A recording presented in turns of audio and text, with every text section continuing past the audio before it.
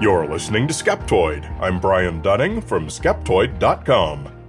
Lies, damned lies, and polls. Your cell phone rings, and it's an unrecognized number. Let's say you're one of those people who lives on the edge and allows unrecognized numbers to ring through, and so you answer it.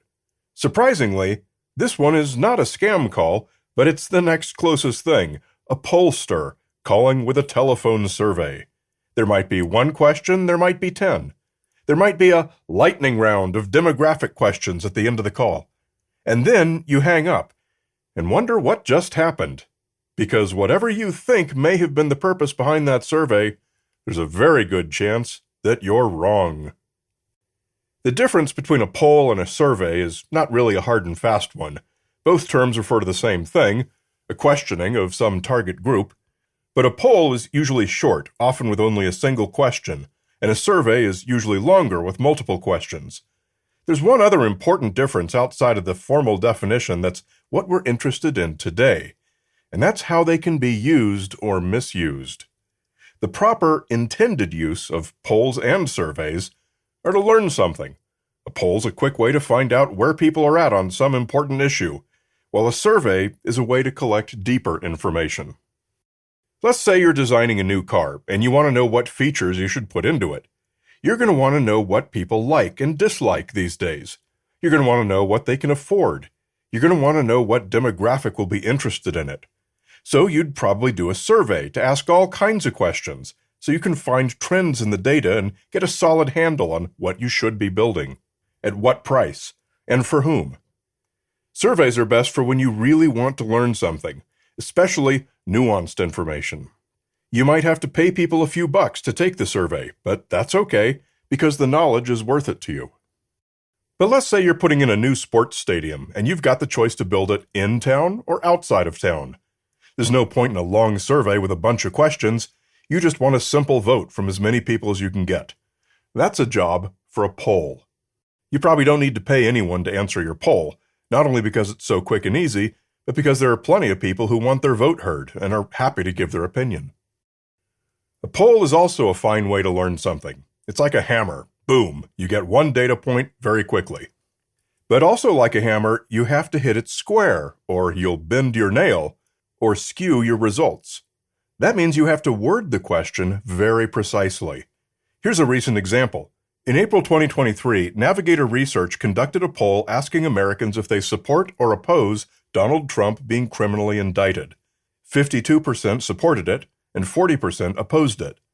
But when they asked the same question, but this time including the details of what he was indicted for, support went up to 54%, and opposition went down to 39%.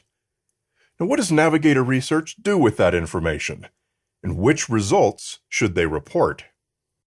There are subtleties to even the simplest of polls. You can't just ask, do you prefer candidate 1 or candidate A? Because even the order of the options matters. And guess what? We thought we had a very simple thing to do. Ask a single question. And now all of a sudden we're already mired in science. When there are multiple options, pollsters have to account for primacy bias and recency bias, the tendency for respondents to select one of the first or last options, respectively. So the order must be randomized for all respondents. Primacy bias is the stronger, so when you only have two options, the first one offered will be selected more often, all else equal. So if you want to get the most accurate data, you need to put candidate A first just as often as candidate 1. You have to randomize. But that's just one small issue with polls, and it assumes the pollster is trying to collect accurate data. Are there any other purposes for polls and surveys, particularly in the way their results can be used? Of course there are. Learning something is not necessarily the reason many polls are conducted. Consider who hired the pollster and why they were hired. All the complications that can skew the results of a survey or poll are problems that knowledge-seeking survey designers have to be aware of and account for. But to the spin doctor, or the political campaign, or the think tank, or anyone else in the propaganda business, they comprise a toolbox of nifty little tricks to get the data to say what they want it to say. Primacy bias is just the beginning. Here are a couple others. Acquiescence bias. People tend to go for the friendly answer, to answer yes to a yes-no question, or to agree with an agree-disagree question, where their acquiescence does not actually reflect their true feelings. Simply agreeing requires less thought. It seems like you're being nicer to the interviewer, and we tend to perceive authority in the questioner and assume they know more than we do. An unbiased question will present the actual choices, rather than asking whether you agree or not with one of them. The context effect. The order of the questions can matter because some may contain information that skews our perception of later questions. For example, one survey might open with the question of how well we approve of the job the president is doing, while another survey might make that the third question, after asking what we thought of that time he bombed civilians in Iraq and what we thought of the economy taking a giant dive. This second survey has primed us with negative information about the president before asking what we think of him.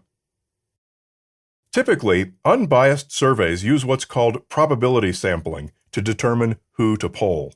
This means that the sample you select will, statistically, match the population at large. Two factors are needed to do this correctly. Number one, every person in the population must have an equal chance of being selected. And number two, you must be able to determine each person's chance of being selected.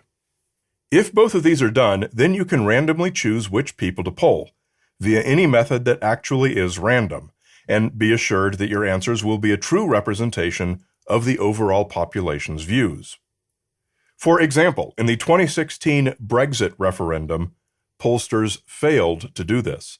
They ended up oversampling younger and more educated people who favored remaining in the European Union, and undersampled older and less educated people who favored leaving. The resulting expectation was that remaining in the EU would probably win, though by a slim margin, when in fact the referendum went the other way. Non-probability surveys are those in which you're not trying to measure the whole population, but a deliberately targeted subset. You might want to find out what features are important to pickup truck owners, so obviously you would want to limit your population to pickup truck owners. While there are countless legitimate cases for limiting the survey population, it's in other obvious ways that pollsters with ulterior motives can produce desired results instead of actual results. If I go to churches to ask whether people are religious, I'll be able to report that nearly everyone polled is religious. If I work for the Japanese Sumo Federation's marketing department, I might go to a sumo tournament to ask people what their favorite sport is, and guess what survey result I'll be able to publish. This type of population selection is called sampling bias, and it's used to fool the public all the time. A political candidate looking to report that his campaign is favored might have his pollsters go to one of his own rallies to conduct the poll. Recently, a religious anti-abortion group reported the results of a survey that found women do not actually want the right to choose. It turned out the survey was seen and taken only by visitors on their own website.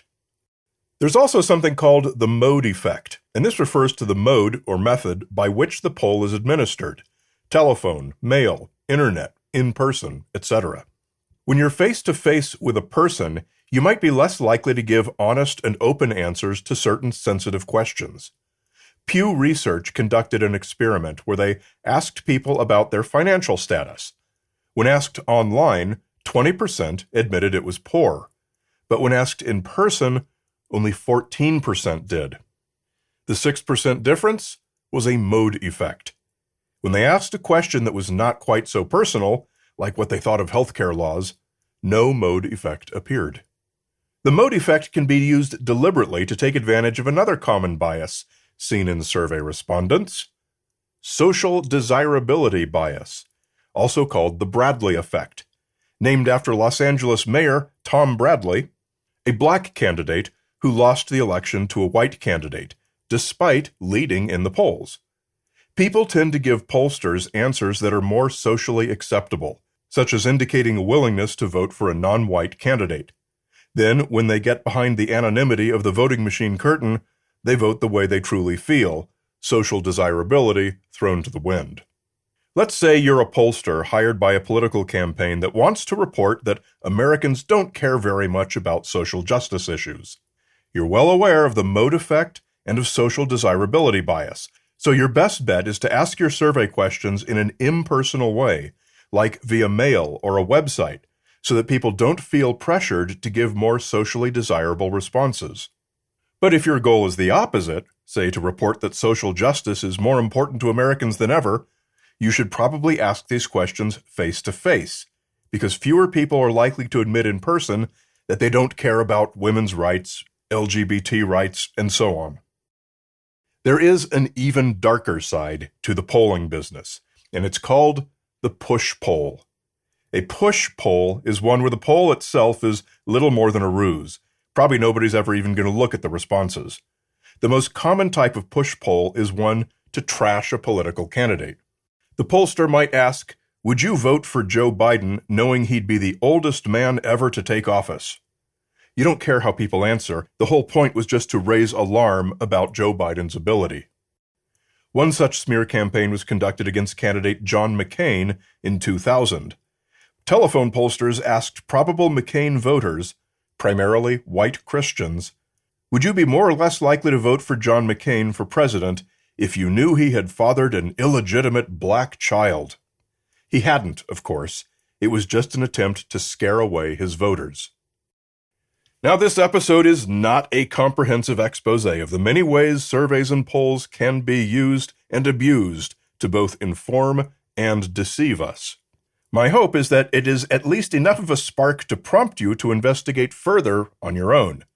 The more people learn to recognize when a survey is legit and when it's not, the better informed we'll all be, and the less effectiveness tools of the misinformers will have. Just remember, whenever anyone approaches you with a poll, your first reaction should always be to be skeptical.